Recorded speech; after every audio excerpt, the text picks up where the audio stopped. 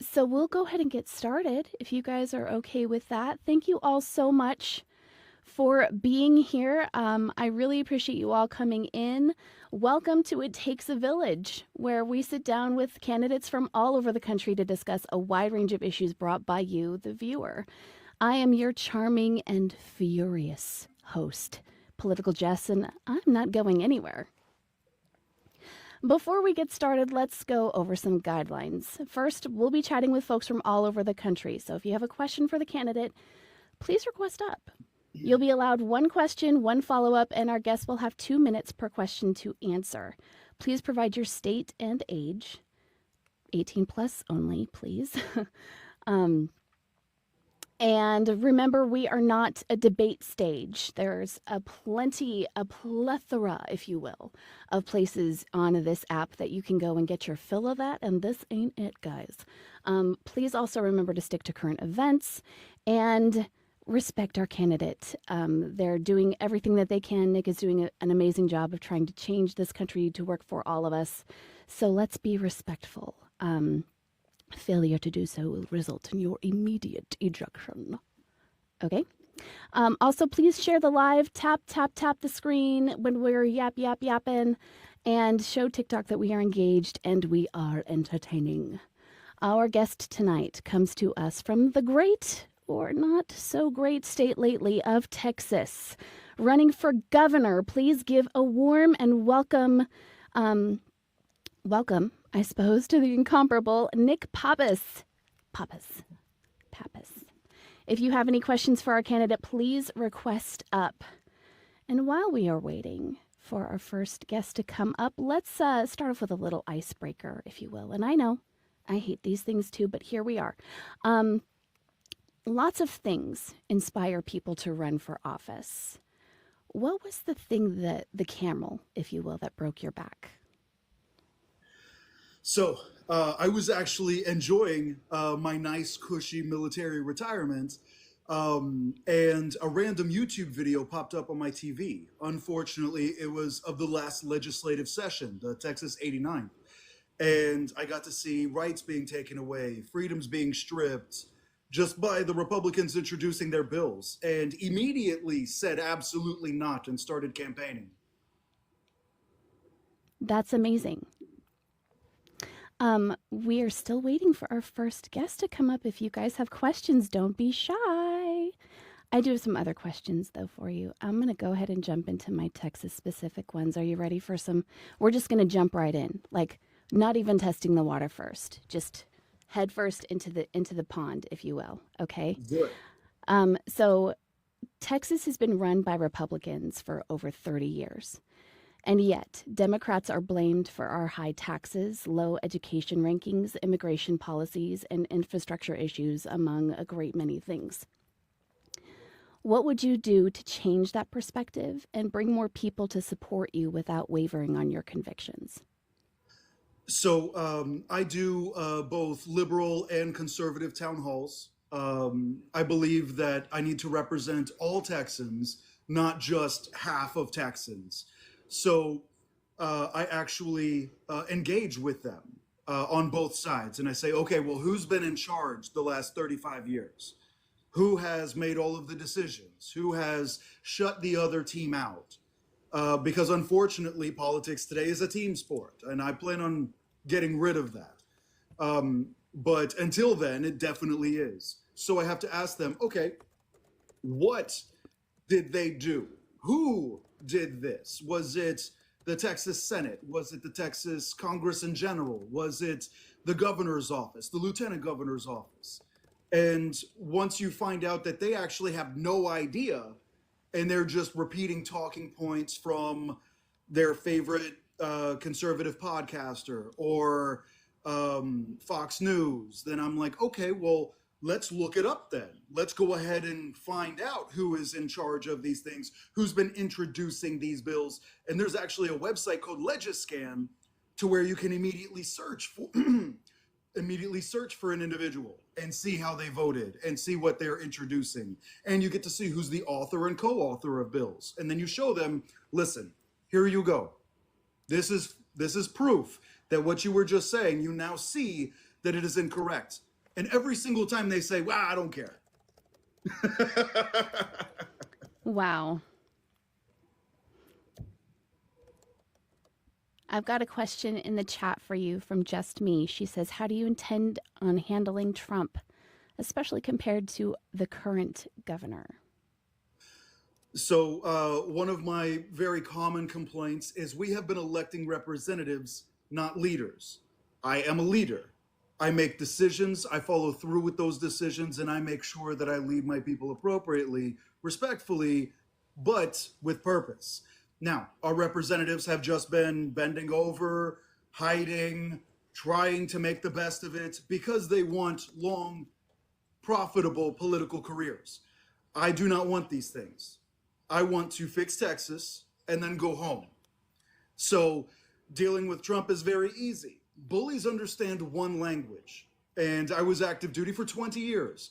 I understand that language and I do speak it fluently. And so if he threatens Texas, he's going to get threatened right back. If he threatens me, he's going to get threatened right back. If he wants a show of force, then we do a show of force. But what we don't do is encourage civil war. Because you see a lot of people online like, oh, well, we're headed towards civil war, blah, blah, blah. None of these people are going to pick up a gun. I've Pew, been pew. in combat. I've been deployed worldwide. A pew pew. You see, yeah. Oh, sorry, the pew pews. Nobody's going to pick TikTok up a pew. safe language. I keep forgetting. I'm sorry. I know, it's crazy, right? So sorry. But it's very important to me that everybody understands that, of course, people are going to talk tough. Of course, people are going to make threats. But you have to understand that it's still entirely possible to be punched in the mouth for the things that you say. Mm-hmm. And so that's what I encourage people to remember. And when they're like, okay, well, what happens if Trump starts insulting you? Well, I don't care if people insult me. I'm not a child that demands that nobody insult them. I'm going to get insulted plenty during this damn campaign. It's not even, you know what I'm saying? So it's just important that Texas understands that we won't be steamrolled, that don't mess with Texas will become a Texas slogan, not just a littering slogan. Yeah, it would be nice if we weren't messed with anymore. Definitely not feeling that lately. Absolutely. I gotta say. All right, well, before we get into any more questions, it occurs to me that a lot of people don't know who you are or what your platform is. So can you give us like just a sort of a brief synopsis of who you are, what your main platform issues are, and, all of the stuff. Give us the stuff. All right. So, hi, everybody. My name is Nick Pappas.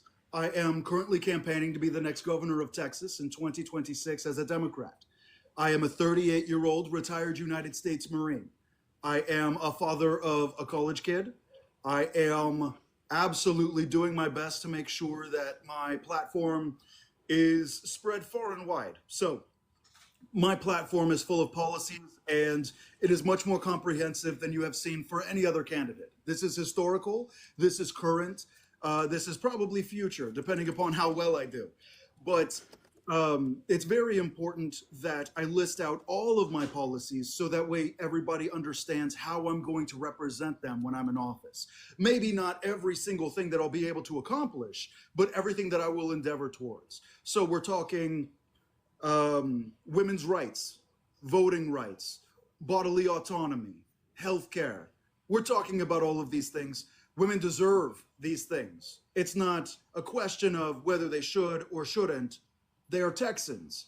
All Texans deserve the exact same rights. Same with the LGBTQ community. Same with our immigrants, whether they be legal or labeled illegal, whether they just be a brown person.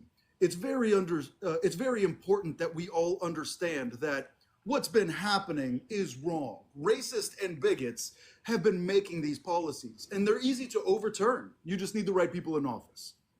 Now, we also want to talk about economics. Economics is also very important to people. I want a $25 minimum wage. I want no property taxes on any senior citizens or anybody that's collecting Social Security or on a fixed income, because they are being priced out of their homes. I want to make sure that all property taxes in Texas are phased out over 10 years. I want to make sure that while we're talking about economics, we're taxing these businesses and billionaires fairly. They're not paying taxes. If they did, they would supplement all of the reforms on my entire platform without having to add a single dime to anybody else's taxes. Then let's talk about education because it's very important to people. I love public education, but I also believe in parent choice. Now, public dollars should only go towards public education. Public dollars should never go towards private education, charter schools, private charter schools, or public charter schools, and they should not go towards homeschooling. They should not go towards private tutoring. These are parent choices that I fully support them to make, but we should not be subsidizing. We need to fix our failing schools. Then, while we're talking about helping people, we need to make sure that all children in schools, pre-K through 12, have 3 meals available to them every single day from the school. We're talking breakfast, lunch, and a hot or cold dinner. The reason why it's hot or cold dinner is they could take the cold dinner home for their families. No kid should have to prove that they're too poor to afford food. Kids should show up knowing that we're taking care of them. We're supposed to be teaching the future of America. And while we're talking about the future of America, let's talk about what we need to do in Texas. We need infrastructure reform across the entire state. LBJ came through and brought electricity to all corners of Texas. I absolutely love it, but we need more. There are places in Texas that do not have access to fresh water. There are places in Texas that do not have access to stable electricity. There are places in Texas that do not have access to internet or reliable cell phone reception. These things are easy to fix. And all of Texas needs them, including the large urban areas such as DFW, San Antonio, El Paso. All of these places need these reforms, but we need to start in rural Texas. This proves that it works and proves that we can scale up to the rest of Texas. Everybody wins. Last thing, we need to make absolutely sure that we fix our prison pipeline. For-profit prisons are choking Texas and ruining Texans' futures. Why are we starting to have jails that are now getting 100% full occupancy? This should never happen. But the courts are slowed, the prison pipeline is strong, our for-profit prisons are using slave labor. We can fix all of these things, and I demand that we do. If we're not going to rehabilitate our offenders, then we need to hit them with a brick and be done with it. Otherwise, we need to be humane. We need to bring them a path back into society. We need to make sure that there is no recidivism. Those are the main things on my platform. I do have 24 fully detailed policies that have the problem, a detailed explanation, the source, and a solution. It sounds like you've been in the military or something. It's like Something like that. something like that, right? That was awesome. I will say that I am a huge fan of the school lunches thing. I think that as a mom, that is something that is very Hi. important. I wanna introduce myself. I'm 46. I'm 46. Kamala Harris. I voted for Kamala Harris, and I am a disabled, and I am in California. As a candidate, as a candidate, what are your plans for disabled community and for our immigrant community as well? What are your plans, and what can you do to protect those two communities? Thank you very much for the questions. What did you say your name was? Bacon. My name is Bernard Marquez.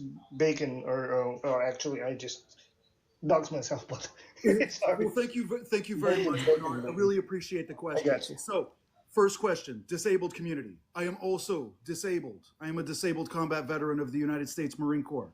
So, I do plan on enforcing ADA compliance throughout the state, but also it needs to be slightly more robust.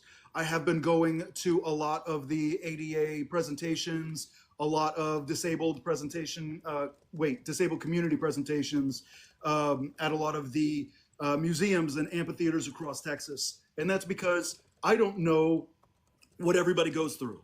But thanks to them, I have built quite a robust disability policy on my platform. So that's very important that all of that gets cleared up. a lot of these small businesses, a lot of these government offices are getting away with not being ADA compliant, that are getting away with not having ramps or having ramps too steep. There's a dozen things, and I plan on fixing all of those. It's very easy to make sure that everybody remains compliant, except a lot of people are just not enforcing it. And then as far as the immigrant community, I do not believe that anybody is illegal. I believe that people did come across the border the incorrect way. I believe that they did come across the border the correct way. And I believe that they're all being treated the same. So we're talking about our citizens. We're talking about our non-citizens, our DACA. We're talking about everybody. If you're a little too brown and you're not in a group, ICE is probably going to throw you in a van and send you to Guatemala or wherever, regardless of where they came from. This is wildly inappropriate. We need actual border security, not a big ass fence. We need to make sure that we're using technology. We could be using drones, radar, LiDAR, these things to help immigrants go to the correct areas so that they can be treated humanely, not thrown in cages, not sent in lines, not having to create border towns inside of Mexico. We have the infrastructure to be able to take care of these individuals, to make sure that they could come over and be a part of America and actually have a shot at the American dream and escape whatever hell that they were trying to escape. A lot of these people going thousands of miles to ensure that they can escape whatever happened because we have an amnesty clause. Now, we need humane immigration.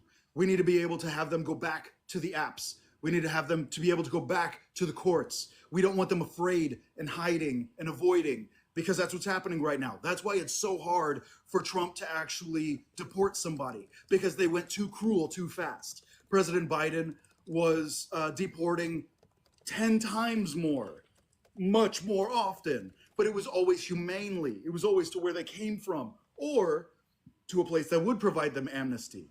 They did so many good things that the current administration just screwed up. Texas should not be a part of this. Texas should not be a part of their political theater. Now, ICE has always been racist. If you ask any border town, they will tell you ICE has always been racist. This is not a new thing. What is new is that Trump let them off the leash throughout the rest of Texas and the rest of the country, and Greg Abbott says that that's okay. I say that that's not okay. And Texas needs to set an example for the rest of these states, especially the border states, showing, hey, listen, we can protect the border without giving the fascists any more power.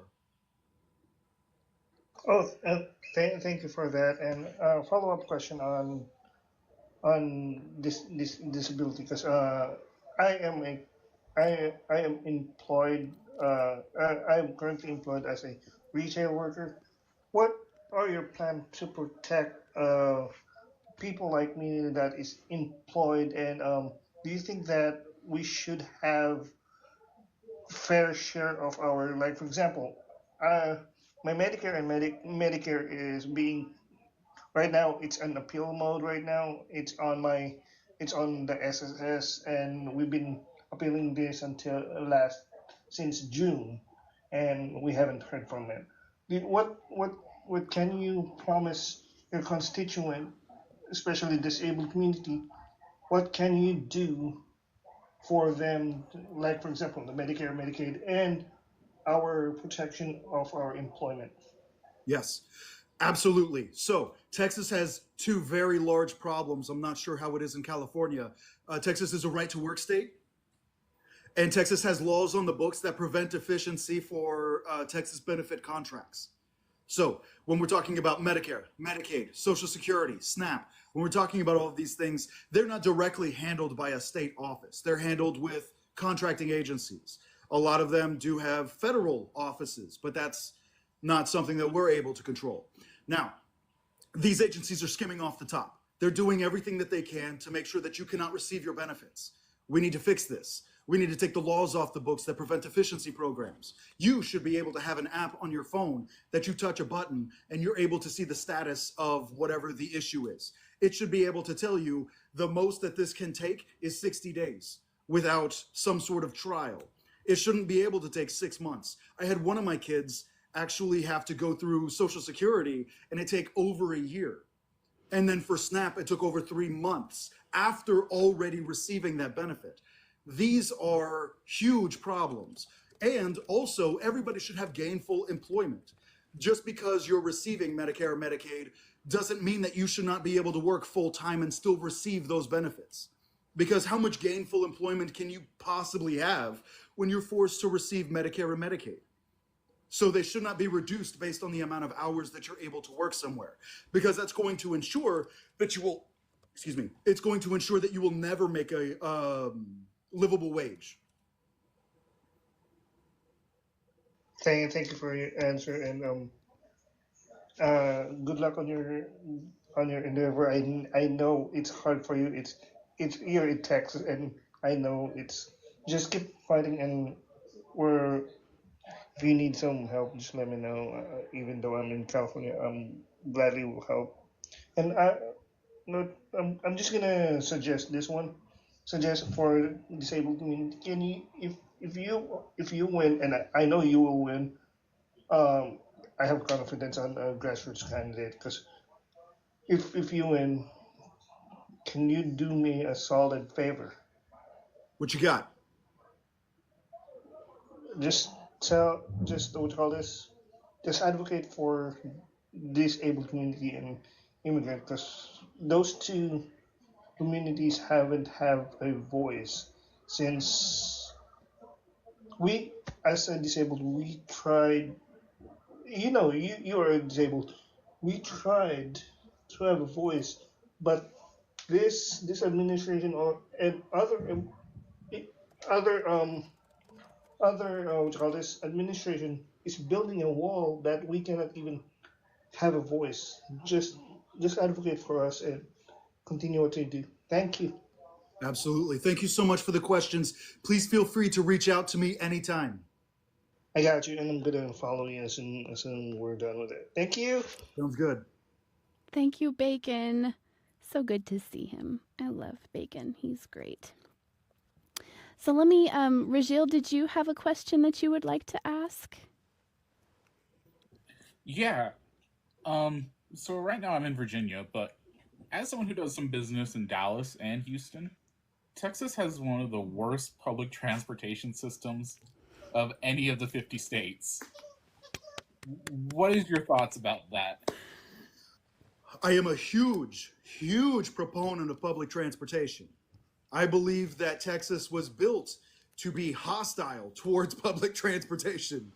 Um, it's like, I don't know if there is a big car, but big car is absolutely crushing it in Texas. Now, I have an entire policy specifically for public transportation for Texas. I am a huge, huge proponent of that, the train triangle in Texas, the one that would go from DFW to El Paso to Houston. And I do believe that they all need to be interconnected. So I was stationed in Germany for a little while, and I got to see the efficiency of German trains. And I do want to bring that to Texas because everybody wins when there's robust public transportation. And of course, the trains are going to be a big thing, but also we need to worry about the buses. And the buses need to be ADA compliant. And we need to make sure that, just like California, we're able to or electrify. I don't know how that works, but we need to make sure that they're all electric within the next 20 years. And I would be able to help set the groundwork for that in Texas. In 4 years, we would not be able to build the entire public infrastructure that I want. However, we would be able to fund and approve it. And so I do plan on doing that. And follow-up question with that. With electrifying the buses and all sorts of stuff in your public transportation system, Texas does have one of the weakest power grids in the nation, I think only behind Alaska right now. What could you do to fortify that in a short amount of time? Well, I've got good news and bad news. The bad news is we will be the worst in a couple of months. Oh, But great. the good news is after I'm elected, all of these large businesses that are destroying our electrical grid are actually going to fix it for us. So, as an example, during the freeze, do you think those crypto farms shut down? No, they definitely didn't. They were making way too much money. So we had Texans dying in a freeze, but the crypto farm's still running. Well, that crypto farm is going to be building us a brand new energy grid. So the easiest way to do it is to make sure that all of these companies, one, if they pollute, they clean up their pollution. And two, if they stress the grid, they repair or strengthen or support the grid, like solar panels and stuff like that. Before Trump just disabled all of our clean energy contracts, Texas was leading the country in solar and wind. We were doing amazing, but that took too much from oil, so we had to slow that down. It took too much from coal, so we had to slow it down. And then the federal government was like, we're canceling all contracts. Well, the Texas government doesn't have to cancel them. The Texas government can sign its own contracts for Texas. And one, that would shore up the grid. And two, it'll be fully funded by all of these businesses that are destroying our electric grid. It's not normal day people that are leaving their porch light on all day that are destroying the Texas electrical grid. We have giant, massive businesses who, even when they're closed, have all of their lights on, have all of the AC going, have all of their utilities running. Everything is energy intensive. We've got these desalination plants. Desalination sounds like a good idea, except it is so energy intensive, it is not efficient. Popular, needed, but not efficient. And so that is the short of what I want to do. On my website, it actually goes into a stupid amount of detail because it's something that's very important to me. Thank you. I mean, I see Texas is really struggling in a few areas. Another question for you, and we asked Dr. Keith Morgan Aguilera about this last week. NRA, how would you deal with getting them either minimized in Texas politics or removed? I don't understand the question. So The is NRA, it a specific they're policy kind of like a big of lobby. the NRA, or just how influential they are? How influential they are in Texas politics. Okay, all right. Well, I have no contact with the NRA.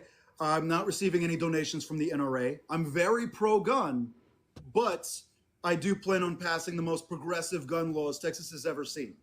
So although I love assault rifles, I don't believe that there should be a statewide ban on them. I don't believe that there should be a statewide, you cannot ban these. I believe it should be done at the local level. West Texas absolutely needs semi-automatic rifles. Downtown Austin doesn't. So they should be able to make their own decisions. If the NRA has a problem with that, we will butt heads. But there's nobody that would be able to say that I'm anti-gun while also not deep-throating the NRA. Probably shouldn't have said that, but you're welcome. You're welcome for that sound. We love the TikTok shop. The TikTok shop is amazing. Perfect. Well, thank you for your answers. There you go, Jess. That's the perfect soundbite. Man, we're going to have that on a loop. Yep, I'm putting that on my page. I love it. I love it. Just a reminder, you guys, if you have questions for this guy, please come request up and we'll let you come on here and ask your questions. He's been fantastic so far. So let's see what other trouble we can get into, shall we? Yeah, K-Law, you're just going to have to like cover your eyes. Yeah, I know, right? Oh, wait, and the ears. And the ears. No one is safe. Okay, so I've got a more serious question for you while we're waiting for other questions to come up. The special session ended for us on the 3rd, and the Christian nationalists were able to push through all of their wants. It seems like they got their redistricting, they got their trans bathroom bill, they got everything that they wanted, it seems like. They definitely did. What would you say to those of us who are in the LGBTQ community, those of us whose voices have been stifled by redistricting, those of us who are trans women whose healthcare is under attack, and those who really feel unsafe in Texas right now, with, of course, using TikTok safe language? Of course. So I will not say the F word, but y'all means all. I am an ally to the community. I love the community. And I'm talking about LGBTQ, talking about women, I'm talking about minority, I'm talking about religion, doesn't matter. If you're Texan, you're Texan. And all Texans should have the exact same rights, no different. If somebody is going to harass you for going to the bathroom, they're going to harass me. And I'm going to make sure that nobody gets harassed.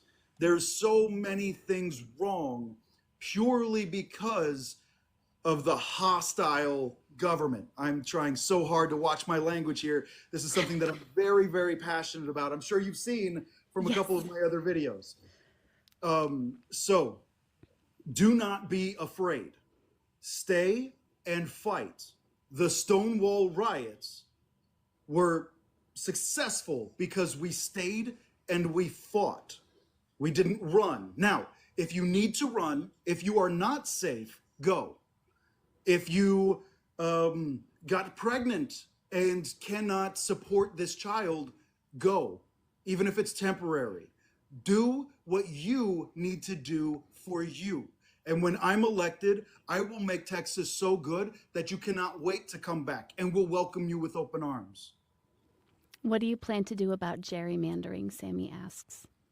Oh, that one's easy. So with gerrymandering, I plan on creating independent redistricting commissions and having them fix the maps. Initially, it's going to be to where, okay, it's going to be squares inside of the counties.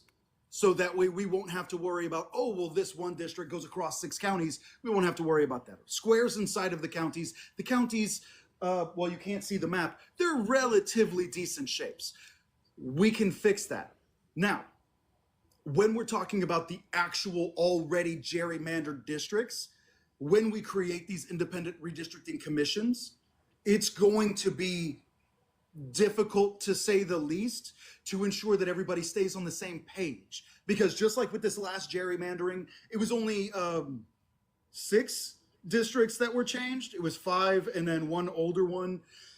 But when I do it, it's going to be hundreds of districts that are going to change. We're going to have to put out multiple maps. It's going to have to be on the news. We're going to have breakdown articles, but we will do that. We will make sure that it is so difficult to rig an election in the future that they're just not going to try, because the juice is not going to be worth the squeeze. I love that answer. Thank you for that. So what can we do, and you included, because there's a lot of people right now who see inclusivity as a threat. So what can we do to encourage inclusivity in the state without disenfranchising those people? Or do you care if they're disenfranchised? I frankly do not. But, you know, you're trying to get votes. So what would you tell them? No. I am not trying to get votes. I will earn the votes because I'm amazing. But I refuse. But I refuse to get down on my knees for someone who's perfectly content with having their boot on my neck. So I will make sure that I represent all Texans. I will make sure that all Texans have the exact same rights. I will treat the Republican elected representatives exactly how they're treating the Democratic elected representatives, and that's not good for them. Nope. But the actual Republican Texans, I will treat with respect. They will have the exact same rights as everybody else. Diversity, equity, and inclusion is not just a dog whistle for the N-word. It's a mission statement. And we need to make sure that there is diversity, equity, and inclusion in Texas. This is at all levels. Awesome. Thank you for that answer. So you are currently running against everyone's favorite governor, Greg Abbott. I'd say that with a fair amount of sarcasm there. What would you say has been the most egregious thing that he's done since he took office, and what would you do differently? Okay, so I'm going to try really hard not to get angry right now. You're in good company, so it's he okay. had his accident, and he pulled the ladder up behind him, and he made sure that nobody that runs into an accident like that is able to sue for that much. He's made Texas hostile to the disabled community. Greg Abbott is disabled, but he is not a member of the disabled community. So if you mock him, this is coming from the future governor of Texas, you are only mocking him. No matter what you say, you are not mocking the disabled community. That's not how it works. If he was a disabled advocate, if he was just some disabled dude, and you started mocking him, that would be wildly inappropriate. But this man has made the disabled community's lives hell and deserves it. There's also the abortion ban and AB. the closing of the Planned Parenthoods. Women's health care is slowly being eroded to where you're going to need my permission before you can have a medical procedure done. And that's horrifying. There's a lot of things that I disagree with, but those two, they get me going. It sounds like you have like a ton of passion. And I think that right now, this moment calls for a lot of four-letter words, if I'm being frank. There are just a million issues that are hitting us right in the face all the time. It's a fire hose of information and misinformation 24/7. And I mean, that's the point, right? But it's impossible for people to focus on everything all the time, all at once. What is one issue that you are absolutely passionate about? Thank you, guys. And you feel should be front and center in this election cycle? Worker rights, unions, full stop. That is the biggest area of Texas that everyone misunderstands, because businesses have been so good with their anti-union propaganda and their anti-worker propaganda. Everybody wants a cheeseburger, but nobody wants the guy that makes the cheeseburger to make a living wage. Like, yeah, I want my cheeseburger, but I don't want him to be able to eat one. Like, no. So workplace rights, worker rights, unions, oh my God. Kids were working in coal mines before unions. Like, what? And people still say, oh, unions are bad for workers, to which I always go, how? How are they bad? Well, they make you pay dues. They get you paid more, and you pay the dues, so that way they make sure you're safe, you get time off, you get time with your family, your kids don't have to work. Like, what? And okay. Just talking about retail workers specifically, just talking about retail workers. Has anybody been to a Walmart and seen any Walmart worker excited to be there? No, because they get paid so little that they need another job. They need to also flip burgers. And this is okay in Texas when we have the 7th largest economy in the world? We're tied with Canada. Why do we not have the same worker protections, worker safety, worker pay that Canada does? Because we're getting hosed. Because people keep thinking, oh, well, yeah, unions are bad. Why would anybody need a living wage? Like, me and my 6 roommates make rent just fine. Maybe they should have tried harder being born to rich parents. Lazy. Just pull themselves up by their bootstraps, don't you know?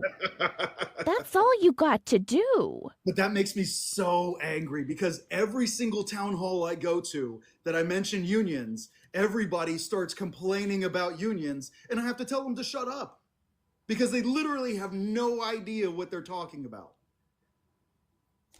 Sorry. You're fine. No worries at all. I appreciate it. Hey, Kayla, thank you for coming up. What question do you have? Hey Jess, can you hear me okay? Yeah. Hey, girl. Hey Nick, how you doing? My name's Kim. You can call me Kayla, you can call me Kim. I'm really glad that Hot Wheels is gonna have a run for his money. I shouldn't have said run, I should have said Run. Um That's a knee slapper. I know. So my first question is, how many pull-ups can you do? And can you do more pull-ups than keg spread? All right. So Now I can maybe do one. But when I was active duty, I could do anywhere between 15 and 25, depending on the day. Um, yeah. So I used to be one of those guys to where you would have asked that, and I would have been like, I could do all of them. But thankfully, I'm old now and retired and had to have a dozen surgeries. That'll do it. Well, we're gonna have to have you show up a little bit better than that because Well, don't worry. I you're still got the guns. okay. Okay. Okay. All right. Good. I still Good. go to the gym. It's just the pull-ups, you know. Oh, maybe you guys could have an arm wrestle. That might be a good event. I'd First destroy of- some folks in arm wrestling. I'm 240 pounds. Woof. I love it. Great. Well, there. So with same-sex marriage protection or even interracial, interfaith marriages, how eventually we know they're going to go after that because it's in the P2025 the project. Are you going to like put those protections in the Texas Constitution so there'll always be that protection? Yes, thank you so much for that question. Really quick, I do plan on fully rewriting the Texas Constitution. However, before we're able to do that, we do need a couple of amendments. One of them is ensuring that voting rights are codified into law. The next one are to ensure that women's rights are codified into law. The next one is ensuring that the LGBT community rights are codified into law. We need to make sure that these things are codified into law because y'all means all. All Texans need to be treated the exact same, and we should not be using people's rights as political talking points. I totally agree. And also, um, do you have plans for separating the church from state? Because I know they bleed pretty good together right now in Texas. So to kind of keep religion out of politics, so that there's more of a solidified line of facts over opinions when laws are passed, if that makes sense. Absolutely. So, I am pro religion just because I enjoy religion, and I do believe that religion can make people better people, if only to avoid a eternal fire. But it's very important to me that there is a very clear separation between church and state. The church should stay inside of the church. The state should stay inside of the state, and everybody should be able to live freely between those. Now, the Ten Commandments should not be posted in schools. That's insane. All of these churches that are preaching who you should be voting for from the pulpit deserve to be taxed and lose their tax exempt status permanently. The vast majority of conservative town halls that I've done have been in churches because that's where they've been doing their town halls. A couple of the the liberal town halls that I've been doing have been inside of churches, and that's insane to me. And I enjoy telling them, listen, what's happening right now will not happen again once I'm elected. And that's because everybody wants to keep their tax exempt status. How are you going to not pay taxes but try to influence the government? That is insane to me. I also believe that everybody that is currently doing it should be held accountable, not just those, oh, well, you got away with it this long. Now let's see if nobody tries to get away with it now. Absolutely not. Just like I'm going to go after the corrupt politicians that are currently serving, I'm also going to go after the corrupt churches that are currently preaching. But I'm going to make sure that they do not influence each other. That's perfect. That's exactly what it is. I'm all for religion and people having their religion. I was brought up very religious, but I just think the line has been blurred too much in this political atmosphere right now. So that's really good to hear that from you. So, but thank you for answering my questions, and I'm glad that you can do some pull-ups because we need that too. Thank you very much, Kayla. I appreciate that. Thank you, Kim. I appreciate it. See ya, Jess. You can kick me now. Oh, I will. I'm going to kick you right now. I'm just kidding. So can you tell us what's your favorite moment? I mean, aside from this one, of course. has been on the campaign trail? Oh, okay, yes. Give us a My good favorite story. story. I love telling people this story. Okay, my first conservative town hall in a church. This is towards the beginning of my campaign. I was super excited. And so I'm on stage, and a woman walks up with her little microphone. And it was hilarious because it looked like a little cartoon, tiny microphone. But she was like, so are you pro life or are you pro abortion? And I was like, oh, well, I'm actually pro choice. And really respectfully, really kind in her voice, she was just like, I think that you should be pro life. And I was like, okay, well, we're having a super respectful discussion about this, which I wasn't expecting. Why do you think that I should be pro life? She was like, well, they're killing babies. And I was like, oh, that's actually a very common misconception. Once it's a baby, everybody refuses an abortion. Like, it's just that easy. And she's like, well, my friend was talking about how there was a woman that had a baby and then they performed an abortion.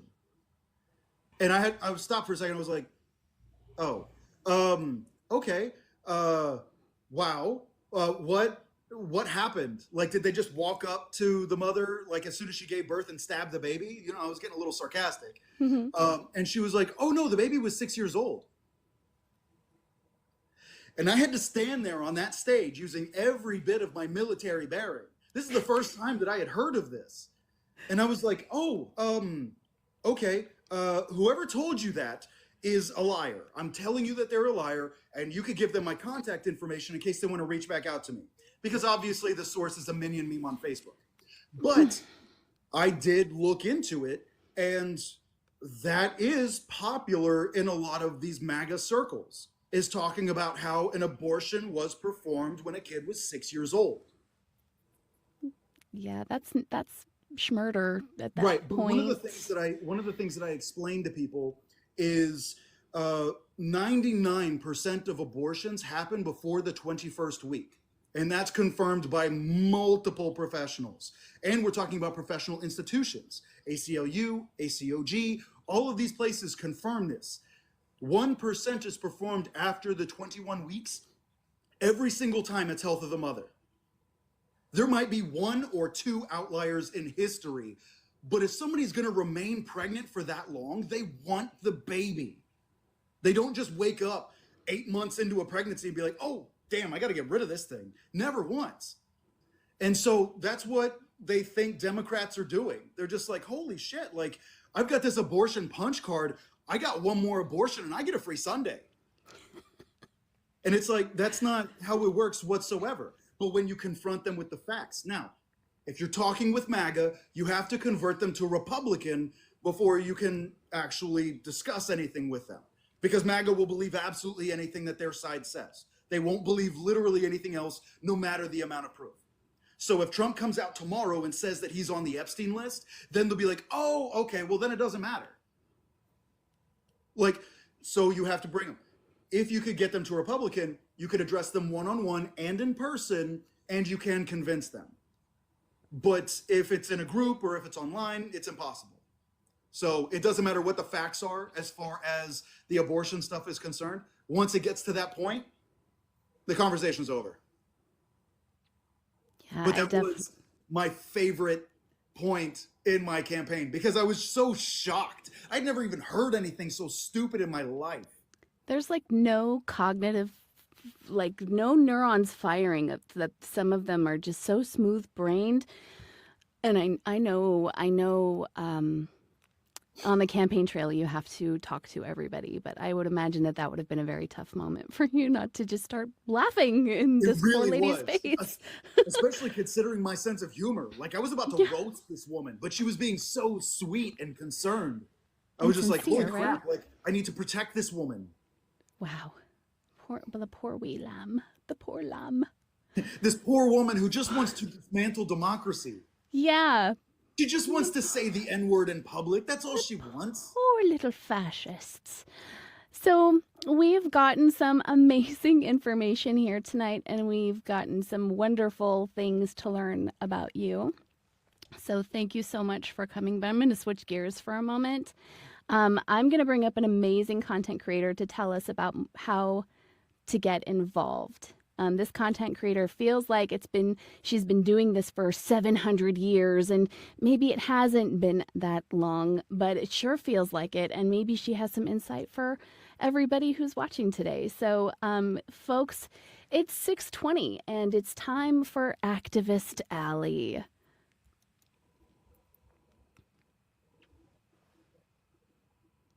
Hang on a sec. Your microphone is off, my dear. Okay, I got it now. There we go, yes. Okay, hi everyone. I am Chelsea. I'm a county chair here in Texas. It does feel like it's been 700 years. It's only been about a year and a half since I got elected. But this presidency is aging us fast. It's aging us fast. Look at these wrinkles. Look at all these wrinkles. Honestly, I just turned 34 and I was looking at my face and I was like, oh my God, this is killing me. I feel you. There are a lot of people out there that are very angry with the federal, and I understand because it is infuriating. The best way for you to handle yourself while you're so angry is to get involved on the local level. To take that anger that you feel toward the federal and do something positive in your local community, because that is the only way that we are going to take things back and make real, effective, long-lasting change. The best way to do that, in my opinion, is to contact your county party. You can find your county party. Generally, your state party will have a website. You can find your county party there, and you can find your county chair. Here in Texas, we have, I think, last I counted, 52 counties, maybe 53 counties that do not have chairs. Most of them are very rural, and we desperately need them. So if you are in a rural county that doesn't have a chair, consider becoming a chair. It is rewarding in action. I'll say that. It's not a job that you can just blow off. We are the leaders for the boots on the ground. The real boots on the ground are the precinct chairs. And in Texas, we have a problem filling our precincts as well. We have 9,000 precincts across the state. Only 4,500 of those are filled. So if you're looking to get more involved, you might contact your county chair and ask if your precinct is open. Your precinct chairs are going to be the people that are knocking on doors, that are talking to the people in their own precinct, in their own neighborhoods, to try to get the messaging out. My thing that I'm pushing for right now personally, that I'm hoping that maybe the Democratic Party will adopt, we need to be talking about two things. One, we need to be talking about the working class, because that affects the majority of us. The vast majority of us are the working class. The second thing that we need to be focusing on and putting into our messaging is community, taking care of each other on a local level. There are also so many seats at the local level, especially here in Texas, and I'm sure this is a nationwide problem, where there's nobody running on the Democratic side.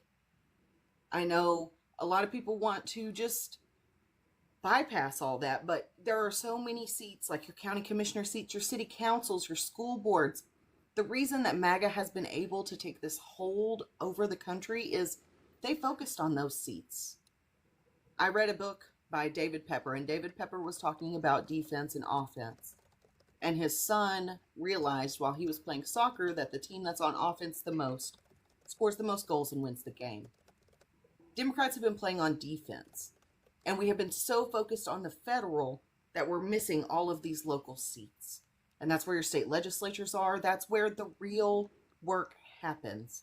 We've got to start getting involved on the local level. And I promise you, your county chairs are going to love you for showing up, especially if you're young. The average age of my county party is 75, and I'm not exaggerating. My oldest member is about to be 90 years old, and he would go knock on doors if he could.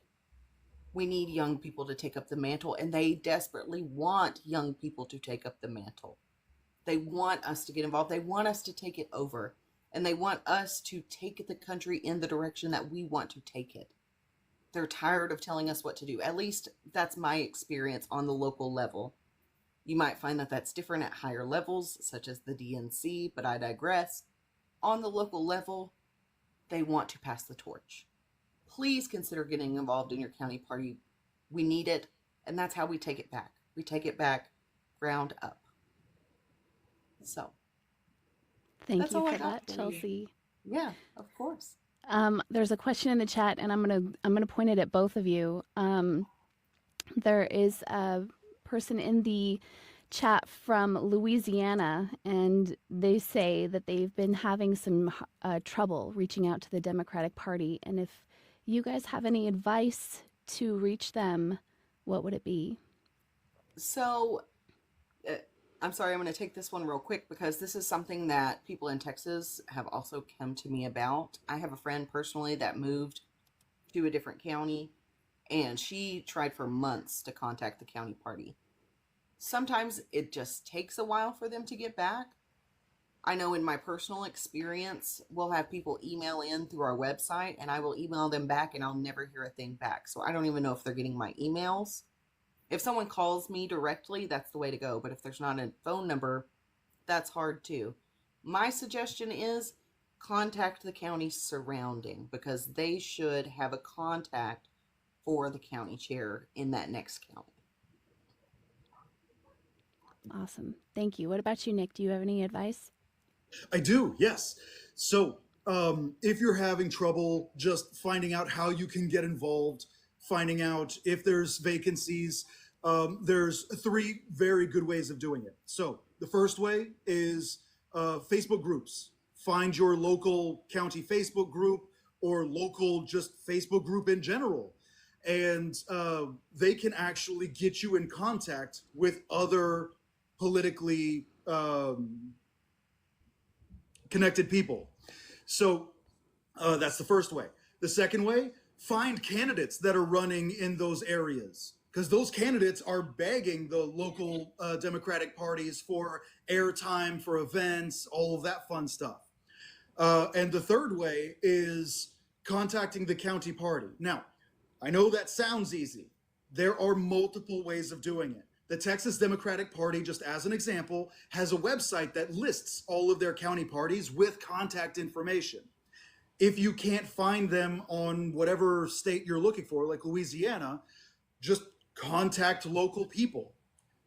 Everybody's got county chairs or precinct chairs, at least somewhere in the state. They will know how to contact the others. Whether it's effective or not, nobody can guarantee. But direct, absolutely. They can give you their cell phone numbers, their email addresses, specifically because those are their professional ones. Agreed. I would also say that keep trying. And if there's not one in your area, in your county, like I said, there's a lot of rural. You don't even have to be the county chair. Just start something. I guarantee you're not the only one in your county. I know it may feel that way in a lot of these rural places. I know a lot of people are scared. A lot of people are scared to come out and say, yes, I'm a Democrat, or yes, I lean to the left. Yes, I'm a leftist. Yes, I'm a liberal. But you need to be building community with those like-minded people. I love that. That is so incredibly important. I feel like as a country, we have been driven so hard into individualism, and no country is successful with an individualist mindset. It takes community to lift each other up and to really thrive as a nation, and I feel like we've kind of lost that. So yeah. All right, guys, we are getting close to time here. It is almost time for closing. So before we go, Mr. Nick, can you please tell the good folks who have joined us today how they can get involved and how they can support you in your candidacy? Yes, ladies and gentlemen, vote. But don't just vote. Grab your friends and take them to vote. Grab your family and take them to vote. There's at least 1 week of early voting before election day. Sometimes it's 2 weeks. Sometimes it's 10 days. Like it gets weird in there. But there is always multiple days. So get friends, get family, get strangers. Doesn't matter. Throw them in a van. Bring them to a polling place. Don't do that. but make sure that you are getting so involved that other people are getting involved with you, because you have one vote. If you bring 5 people, you've got 6 votes. Oh, fast math. I didn't even screw that one up. All right. But also, it is very, very important that you don't bring a fascist to the voting booth. So if they've got a tiny mustache or a red hat, don't bring them. Everybody else, though, they're good. Tell them the voting day is the wrong day. Don't tell them the voting day is the wrong day. But one more thing before we go. In November, there is an election. Though there aren't candidates running, there are constitutional amendments. There are Please candidates. look those up. There are candidates. There is a special election as well as the ballot measures. Oh, yeah. And that's because we had the passing away. I forgot all about that. I'm so far from Houston. That just is off my radar. But yes, there is that special election, which already should have happened, to be honest. It definitely should have. facts. It was supposed to happen months ago.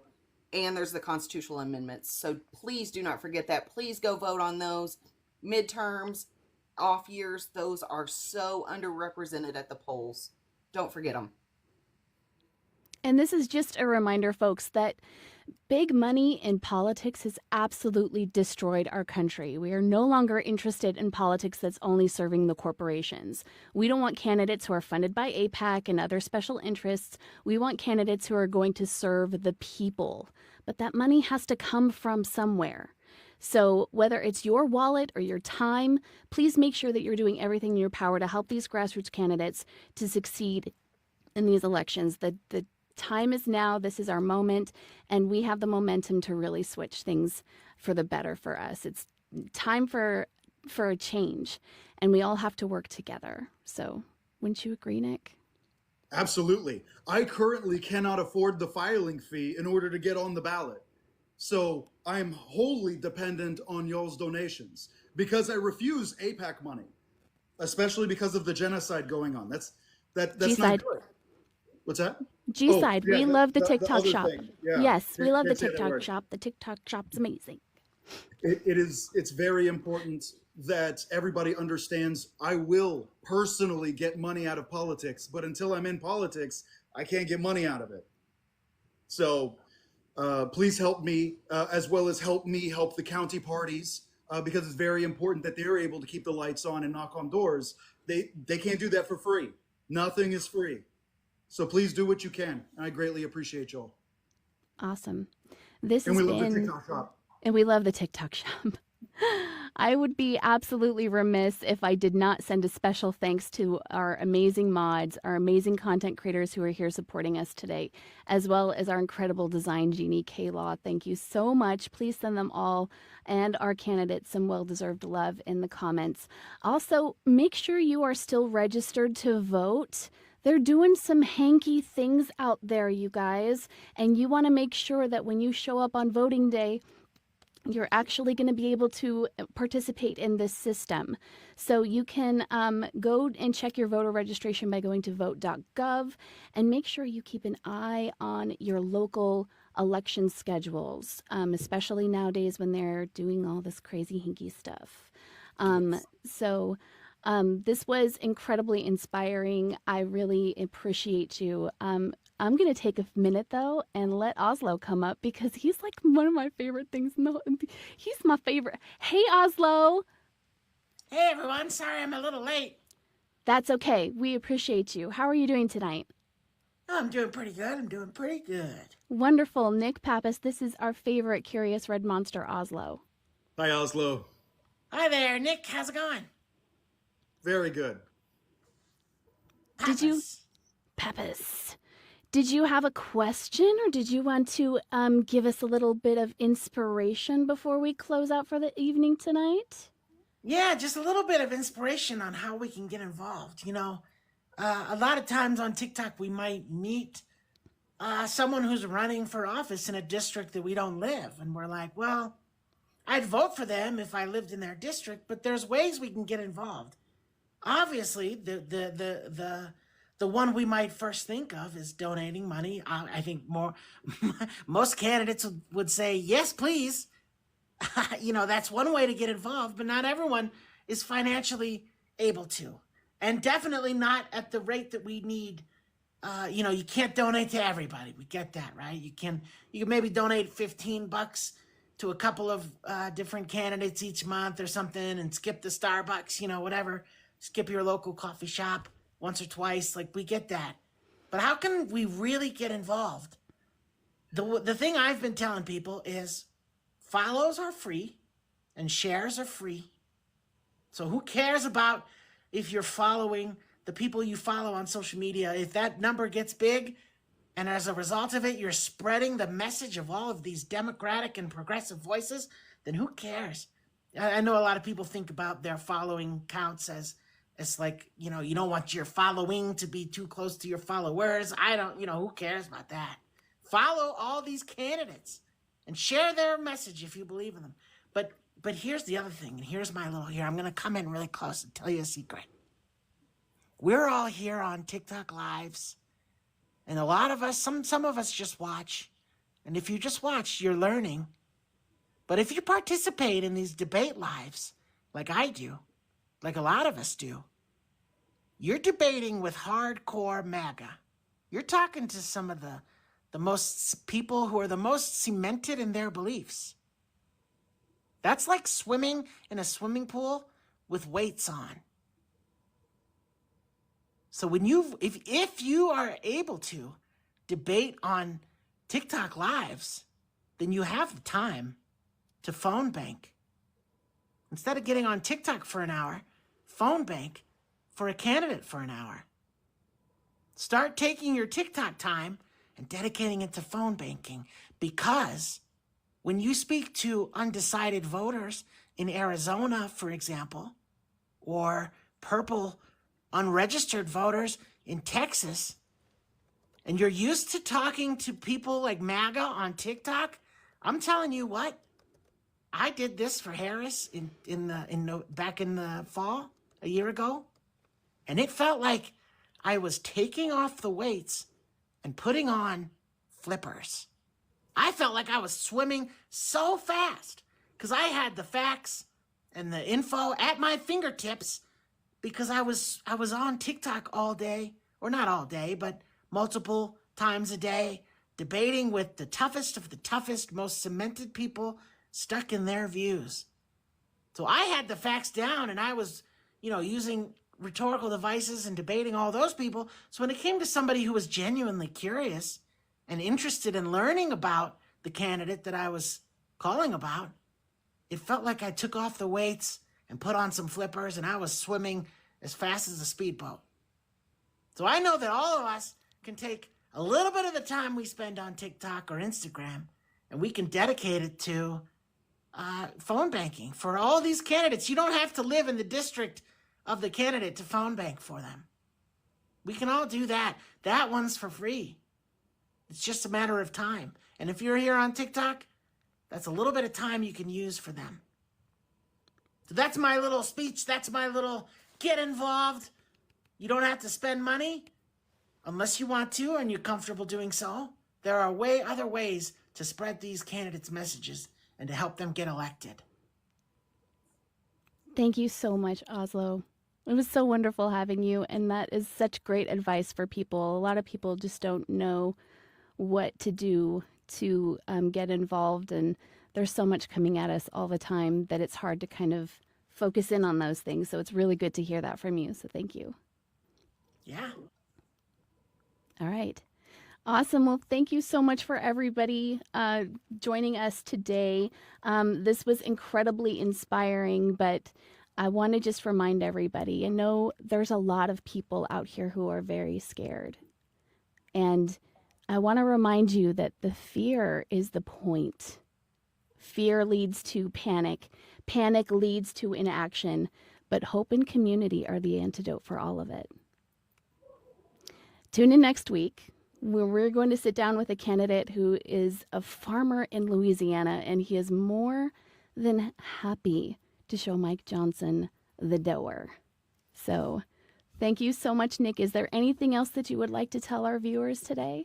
Or maybe show Mike Johnson the boot, since Louisiana is shaped like a boot. That's true. I didn't even. That's brilliant, Oslo. Could you put that on a T-shirt? I think that what's his name? Starts with a C. What's his name? Conrad Cable. Conrad. Conrad should put it on a shirt. I think that that's a brilliant Let's idea. give Mike Bring it Johnson up. the boot, and then it's a picture of Louisiana. I think that that's fantastic marketing. We should charge for this. Like, you know, take notes, Nick. Yeah. Do you have anything else that you want to say to our viewers today? One last thing. Yes. Go to your state's website and make sure that you're registered to vote. Don't guess, don't assume, check. And then make sure that all of your families and friends check. Registering to vote is the first step. The second step is taking your butt to the booth. Love it. Do you have a donate link on your bio? No, but it is on my website, pappasfortx.com, pappasfortexas.com, and it's up at the top. Fabulous. Are you running? Wait, did I miss something? You're running? Yes. He's I am running for campaigning governor. to be the next governor of Texas. Okay, great, Governor. Fantastic. He's gonna wheel Greg Abbott right off the stairs of the Capitol. That's what we're hoping for. So, yeah, not literally. Don't do that. Don't actually. Now do that you said don't, I guess I Mm. won't. I know, right? We don't advocate for violence here. Okay. Yeah, we love the TikTok shop. We love the TikTok shop. So be sure, guys, to follow us on our Substack. We also have Spotify, Apple Podcasts, The Tube of You, and follow thepeoplesickday.com if you guys are interested in throwing a wrench in this bish. I said bish. Okay, we love the TikTok shop. Then please follow thepeoplesickday.com. Anybody from the People's Sick Day can drop the link right there in the comments. It's a 3-day economic blackout. It's a fantastic way to make your voice heard. We know that people take sick days all the time for things like you had a little too much to drink, or you're not, tummy's feeling a little upset, or you have a concert to go to, etc. This is definitely a worthy cause. So if you have any questions, if you need more information, please go check out the Discord. And we hope to see you guys joining the People's Sick Day. To, really shake up some things. Also, be aware that on October 18th, there is another No King's Day protest. Concert. We love the TikTok shop. This is not exhausting at all. I love this. I love this for us. Just a reminder to everybody, too, to take care of each other. I really appreciate all of you guys joining us today. Oslo, Chelsea, Nick, and everybody who asked a question, thank you all so much. And we will see you on Monday with Conrad Cable. Have a great day, guys. Mwah. Thank you. Mwah.